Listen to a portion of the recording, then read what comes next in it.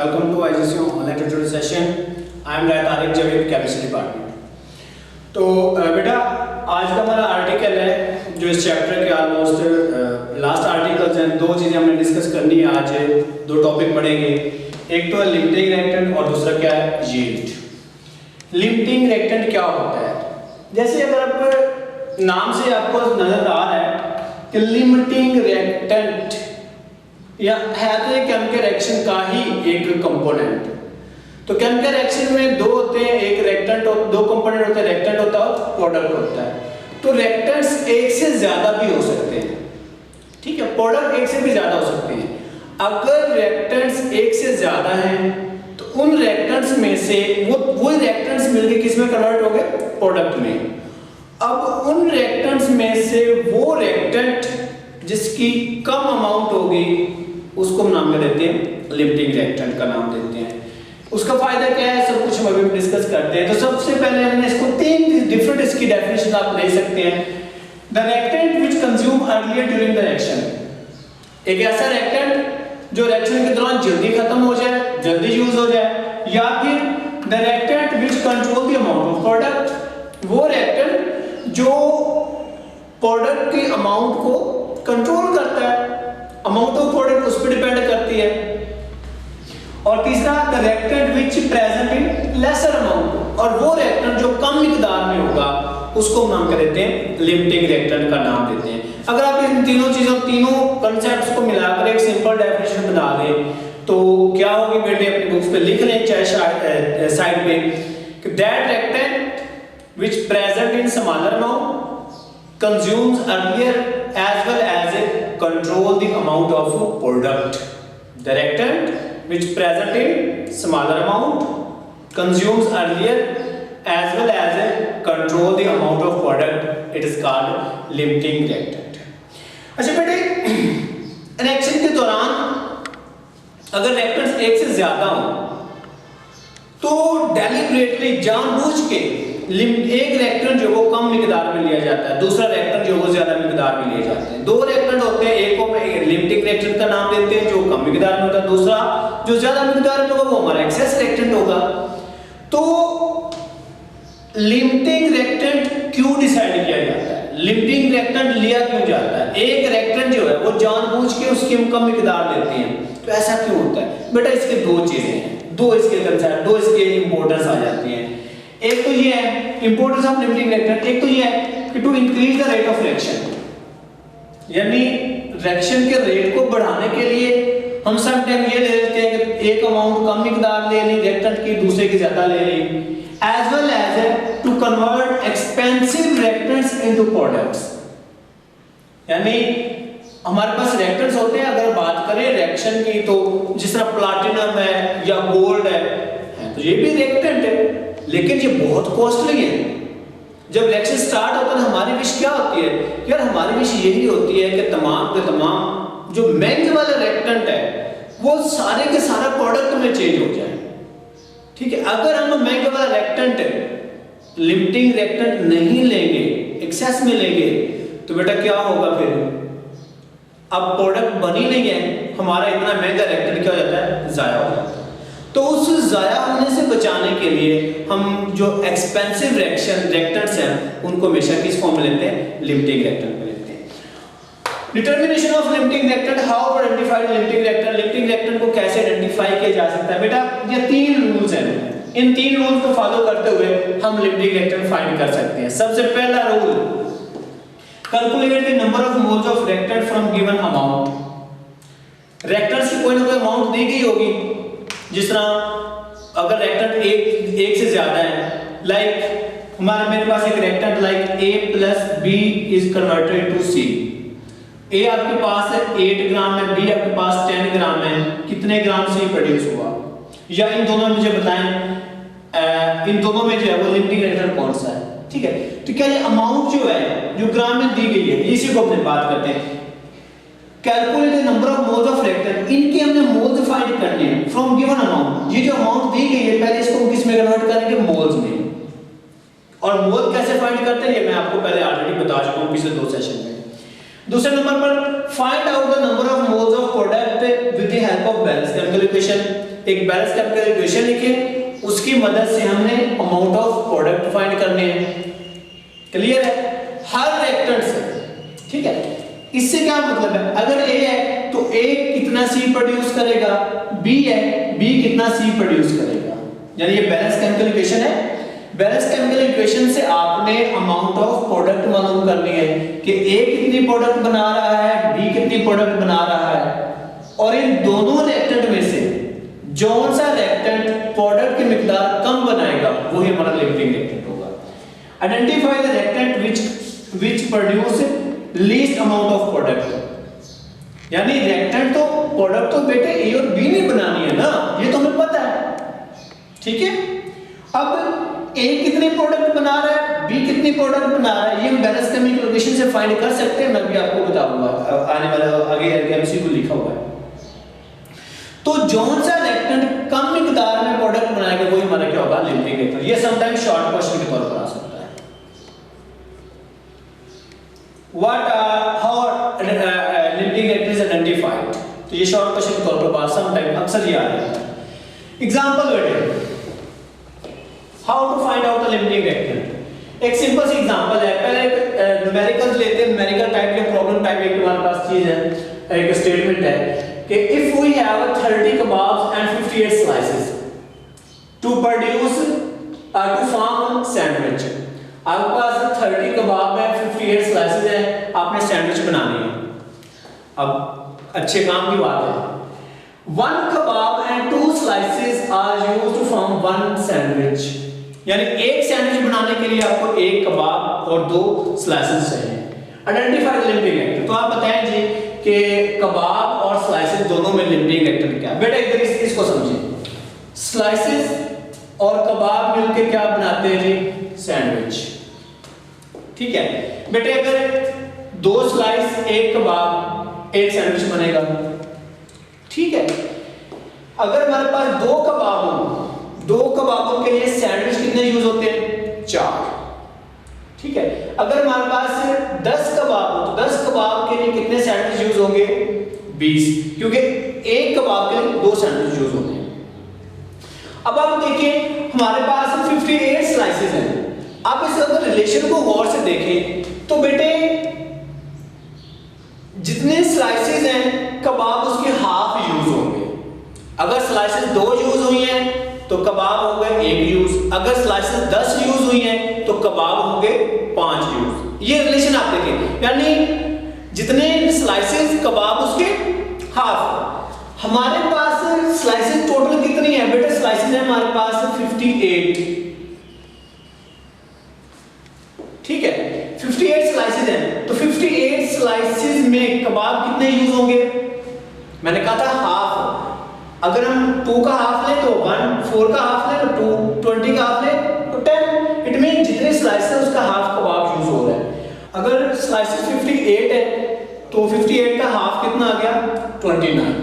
हमारी तमाम की तमाम स्लाइसेस यूज हो गई क्योंकि थी 58, लेकिन कबाब कितने यूज हुए, 29।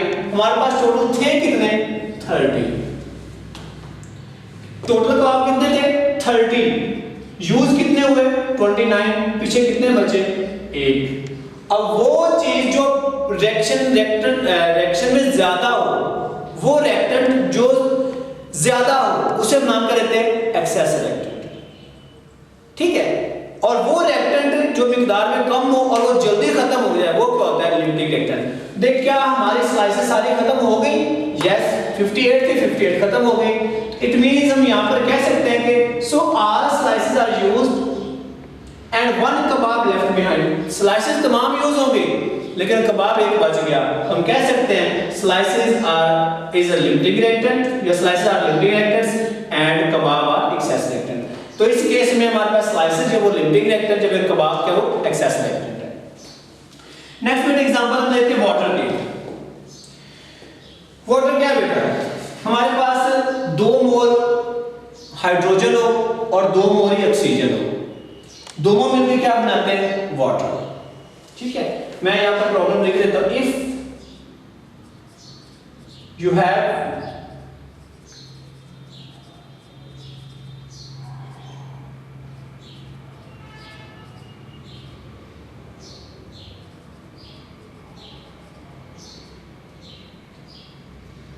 2 mole of and oxygen, sorry, and 2 mole of oxygen to form H2O। ये हमारे पास स्टेटमेंट है।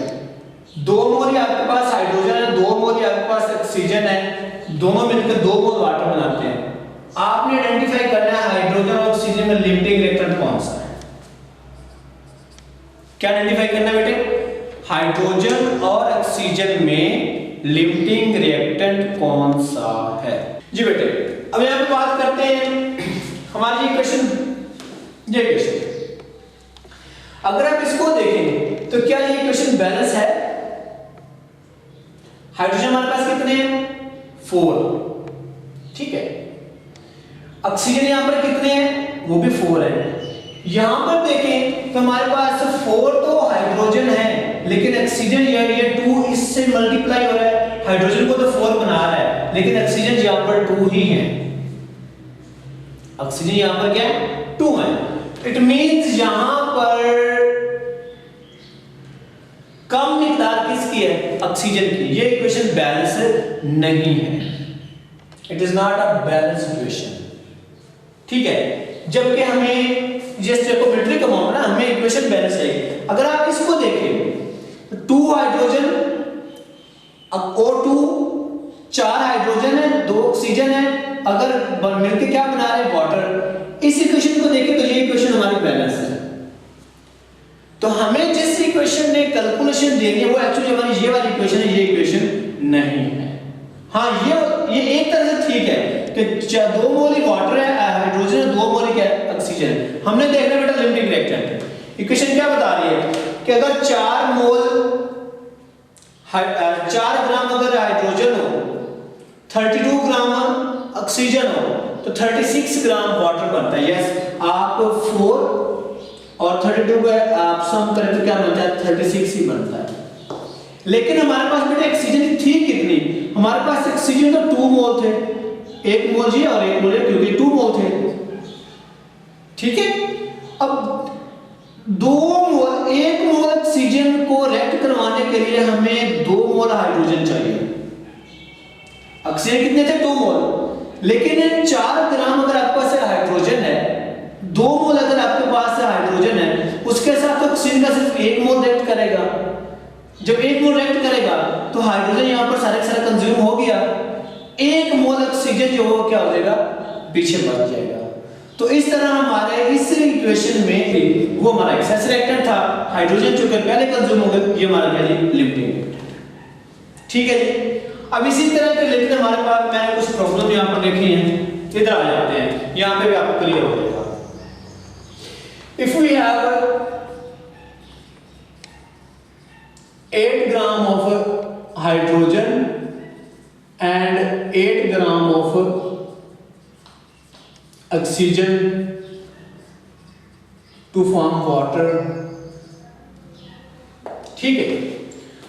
8 ग्राम में आपके पास हाइड्रोजन है, 8 ग्राम में आपके पास ऑक्सीजन है, क्या बनाने के लिए? वाटर बनाने के लिए। अब ये हमारी इक्वेशन है, ये 3 मैंने इससे एमसीक्यू निकाले हैं कि which of the following is a limiting reactant. आप इन हाइड्रोजन और ऑक्सीजन में देखेंगे कौन सा लिमिटिंग रिएक्टेंट है। दूसरा क्वेश्चन है कि number of moles of non limiting reactant which it consumes. Non limiting जो एक्सेस रिएक्टेंट है वो कितना यूज हुआ, वो भी हमें फाइंड करना है।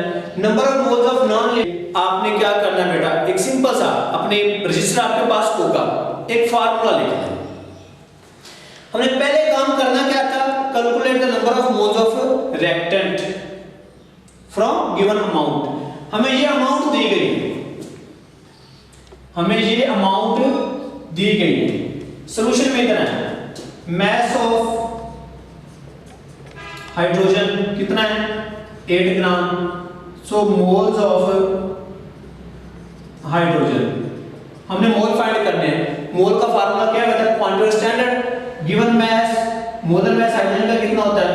2 ओवर आगे कितने आगे? 4 मोल।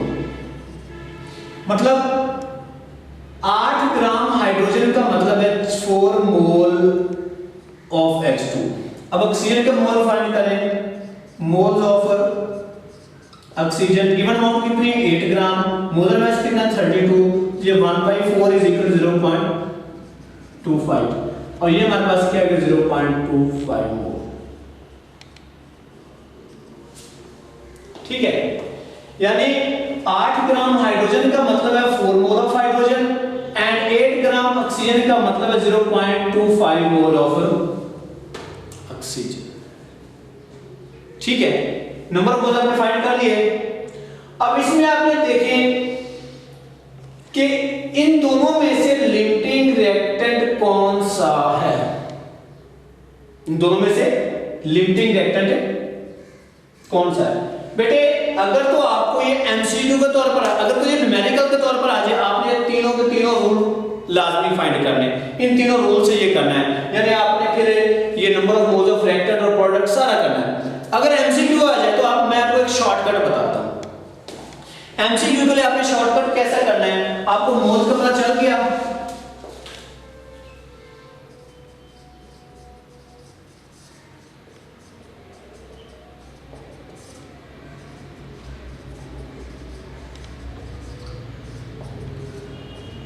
तो जिस रिएक्टेंट की अमाउंट कम आ रही होगी वो हमारा लिमिटिंग रिएक्टेंट होगा, जिसकी ज्यादा आ रही होगी वो क्या होगा, एक्सेस रिएक्टेंट होगा। ट्रिक क्या है, आपने पहले number of moles given amount से फाइंड कर लेने हैं, गिवन अमाउंट से नंबर ऑफ मोल्स फाइंड करने के बाद आपने स्टोइकोमेट्रिक अमाउंट के नंबर ऑफ मोल्स भी देख लेने हैं।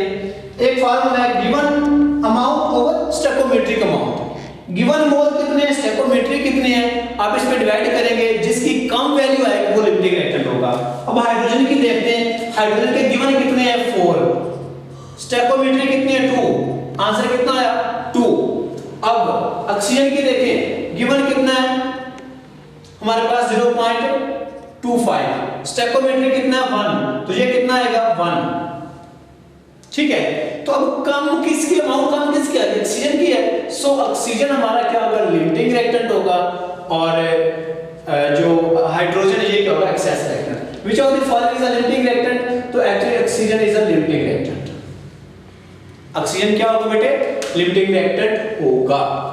बात करें इसको, देखिए दो तरह के अमाउंट है हमारे पास, एक है जी गिवन अमाउंट, ठीक है, दूसरा क्या है स्टोइकोमेट्रिक अमाउंट। आपने गिवन अमाउंट के नंबर ऑफ मोल्स काउंट करके जो स्टोइकोमेट्रिक अमाउंट है उस पे हमने क्या करना है, गिवन अमाउंट को स्टोइकोमेट्री पे डिवाइड करके जो सी कम वैल्यू होगी वो हमारा लिमिटिंग रिएक्टेंट होगा, ये हमारा लिमिटिंग रिएक्टेंट है और ये हमारा क्या होगा, एक्सेस रिएक्टेंट होगा। बात समझ गए? चलिए सेकंड एमसीक्यू है, number of moles of non limiting reactant which consume, number of moles of non limiting reactant which consume. बेटा इधर देखें, नॉन लिमिटिंग रिएक्टेंट के मोल्स कितने हैं 4, सॉरी हाँ, नॉन लिमिटिंग जो एक्सेस रिएक्टेंट है उसके कितने मोल है 4, लिमिटिंग रिएक्टेंट कितना है 0.25। ठीक है, तो number of moles of non limiting reactant which consumed, जो नॉन लिमिटिंग रिएक्टेंट के मोल्स बेटे कंज्यूम हुए हैं जितना ये वो हमें फाइंड करने हैं। अब बैलेंस केमिकल इक्वेशन क्या बता रही है, बैलेंस मैं दोबारा इसको लिख देता हूं, बैलेंस केमिकल इक्वेशन ये है 2H plus O2 is equal to 2H2। Balance chemical equation बता रही है अगर ये 1 मोल हो तो ये 2 मोल होंगे कंज्यूम होंगे, अगर ये 2 मोल हो तो क्योंकि ये 1:2 रेशियो, अगर ये 1 मोल कंज्यूम हो रहा है तो ये कितने होंगे 2 मोल कंज्यूम होंगे। तो एक्चुअली ये हमारे पास है कितना, ये तो हमारे पास 0.25 है कंज्यूम हो रहा है, अगर ये 0.25 कंज्यूम होगा तो ये इसका 2 टाइम कंज्यूम होगा, इसका 2 टाइम क्या आ रहा है 0.50। ठीक है, तो number of moles of non limiting reactant consume हो क्या होगा 0.50 आ जाएगा। Similarly number of moles of non limiting reactant left behind, अब आपको पता है टोटल लिमिटिंग रिएक्टेंट कंज्यूम कितना हुआ 0.5, टोटल अमाउंट 4 मोल कंज्यूम 0.35, लेफ्ट बिहाइंड कितनी है 4 माइनस 0.50 3.5, तो कितनी बेटा जो लेफ्ट बिहाइंड होगी वो होगी 3.5 मोल होगी। ठीक है। अच्छा ये तो हमारे किसके रिलेटेड बेटा, लिमिटिंग फैक्टर के रिलेटेड। अब छोटा सा आर्टिकल है हमारा, एक यील्ड आ जाता है। यील्ड क्या होता है बेटा, जैसे कि लफ्ज का लफ्जी मतलब होता है पैदावार। यील्ड का लफ्जी मतलब क्या होता है, पैदावार, यानी amount of products, amount of products is called yield. फिर आगे यील्ड की बेटा तीन टाइप आ जाती है, एक हमारे पास होता है एक्चुअल यील्ड, एक होता है थ्योरेटिकल यील्ड, और दूसरा क्या होता है परसेंटेज यील्ड या फिर एफिशिएंसी। एक्चुअल यील्ड जो असल में